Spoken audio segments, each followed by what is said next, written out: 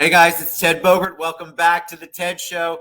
You know, I love our musical guest, and today we have the very talented Sarah McMurray is here with us on the show. I love the title of the show that she picked. If you weren't scared, who would you be? Such a great title, made me think. Welcome, Sarah. How are you today? I'm good. How are you? I am great, thank you. All right, so I did get a chance to tell you before we went live, but the audience loves origin story. They want to know about you. Were you always performing people? What's your journey is to where you're at today?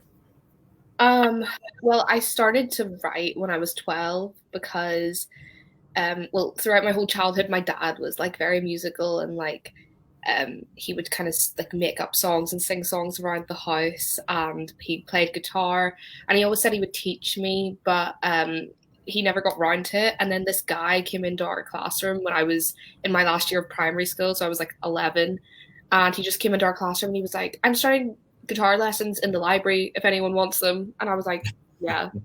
Um, and I wasn't really ever good at anything at school in terms of like sport. I feel like that was like very thing that like you were cool if you were good at sport, and I just never felt like capable or anything. But when I went to like my first guitar lesson with him, I specifically remember him being like, "I can't believe how easy you are to teach, like you're so natural at this." And I was like, "OMG, I found myself." You As a 10. found your purpose early on. Yeah, yeah, exactly. And then when I was 12, I heard Taylor Swift's song "We Are Never Ever Getting Back Together" on the radio, and I was like, "This is the best song ever! Like, I need this." So I went and listened to her entire Red album one day because I faked being off sick for school. So I was just in bed all day by myself, and I was like, "Oh, that was a really good song. Maybe she's got more songs." So I listened to that album, and I just fell in love with it, and I fell in love with her, and I'm still obsessed with her till this day. And I was like, oh, she was able to write about her life and like make it like her story into like a musical basically. And I was like, Yes. I want to do the same thing. So I just started writing songs. You started writing. So, what inspires you? I love to ask artists this. As a writer, is it your own experiences? Do you get moved by movies or shows or other people? Where do you pull from when you're writing a song? Um, so like I usually most of the time I write about my own like feelings. And I kind of see my songs as like my diary, as in like, I'll go through something, or I'll be feeling something, and I kind of just think in my head like if this person was right in front of me and I could say anything to them with absolutely no consequences afterwards, like what would I say? Like how no, like Cool. without any shame or anything like that. And then I'm like, how can I also make it sound like I'm the main character? Um like, make it sound like I'm in a musical or in a movie or something. Um, so I do that, but like sometimes when I have writer's block and stuff, I find it really helps me to listen to new music and like really get into the lyrics and the melodies and stuff, and just um because I find when you listen to the same songs over and over and over again, like the same songs on your playlist every single day, that you can just become so like desensitized to them. But when I listen to new music, it really inspires me. Like, because I'll hear a certain word or a certain concept, and I'll be like, oh, like it'll just come in my head like a new idea, and I'll write it down. And then usually when I write one line, then my brain just gets in the Starts to go. so then I'll just write and write on my phone. Um, and I find also reading books and reading poetry and stuff really helps me, because like um, you know writers inspire other writers Absolutely. naturally. So, tell me about the quote. If you weren't scared, who would you be? Where did that come from? And then, of course, you have to answer it for us if you don't mind. Okay, so I actually, that's a lyric in one of my songs that I haven't released, but it's a song I didn't really write to release. It's a song I wrote for just myself, because I'm very into like meditation and like I do psychology, so I believe in like the power of words, and if you affirm something to yourself over and over and over again, like eventually it will create like a new like neural pathway in your brain to like believe that in your subconscious and stuff like that.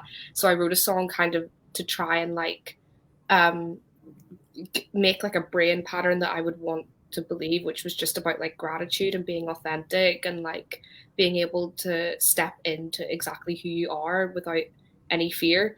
So I was like, kind of just, it just sort of came out like I said, when I start writing, things just come out of my brain that I don't even know were there. And when I was like playing on my guitar, I was singing the song and I was writing it, and that just kind of came out of me. And I was like, oh wow, I've never like, you know, it's like two personalities almost.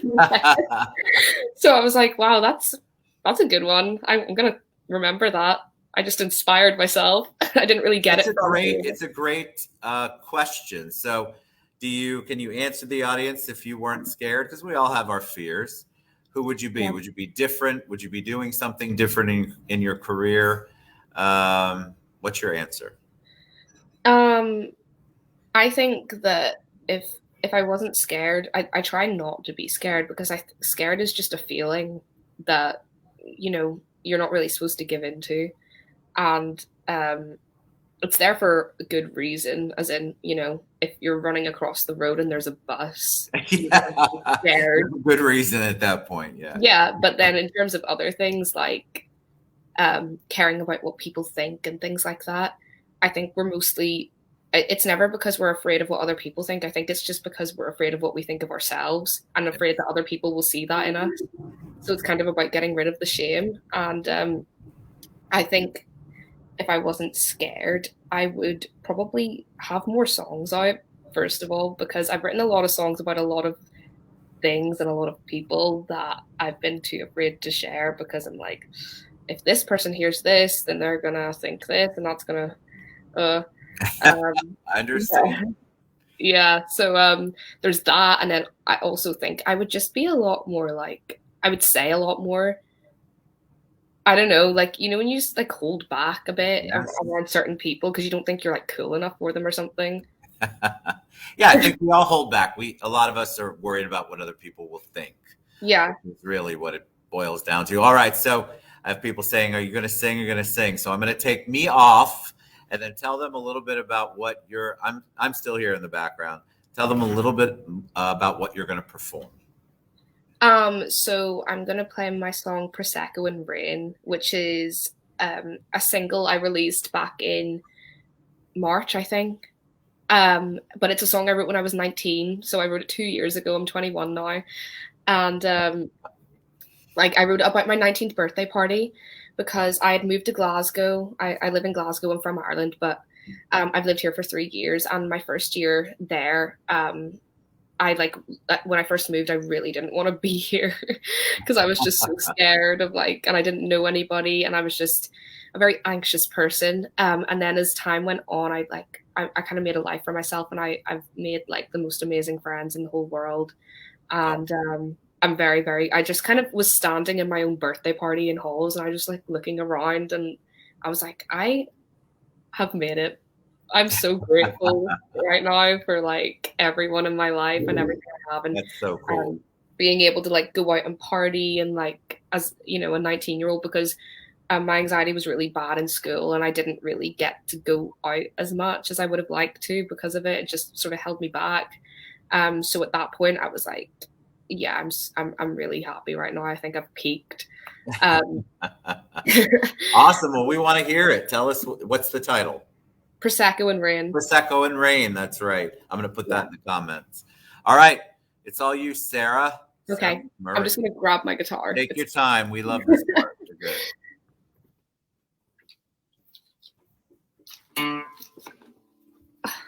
Okay.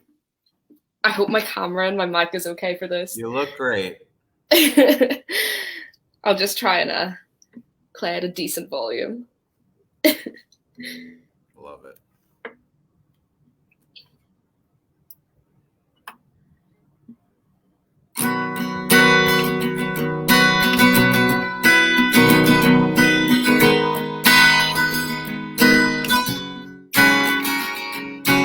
I feel better when I am sober, 'cause I know you take me as I am. We'll talk about Jesus and the boys that leave us. We got all our in the sand. Let's say we're gonna meet on Sulky Hall Street, and we're dancing, but we just can't wait to eat. There's Prosecco and rain in my hair. We're running down 4 flights of stairs. We're sad, but we're married. I still don't get what they're saying.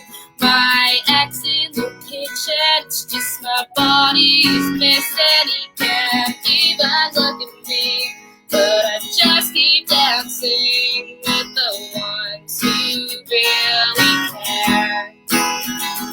With Prosecco and rain in my hair. Completely shameless, don't forget you're blameless, and I feel famous out with you. Take on my situation, adopt all my frustration, and say I'm gonna figure this out with you. There's Prosecco and rain in my hair. We're running down 4 flights of stairs. We're sad, but we're married. I still don't get what they're saying. My ex in the kitchen, it's just my body's missing. He can't even look at me, but I just keep dancing with the ones who really care. With Prosecco and rain in my hair.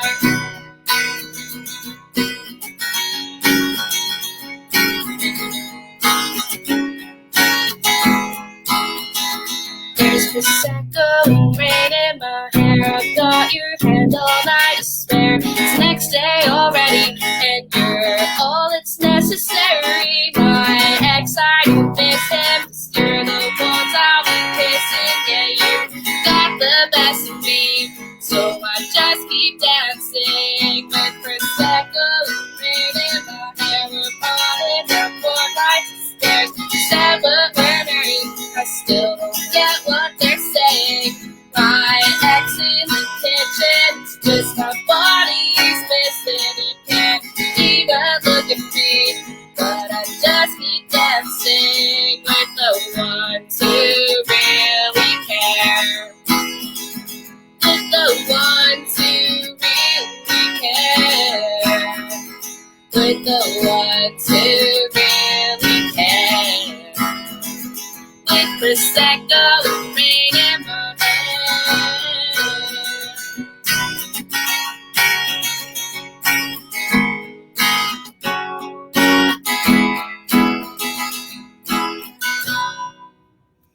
That was so good. You never know what you're gonna get. I try not to listen to the music beforehand because I want to be surprised. Right, okay. I take myself off now that you have been on there, just in case you were really bad. My face wouldn't hide it.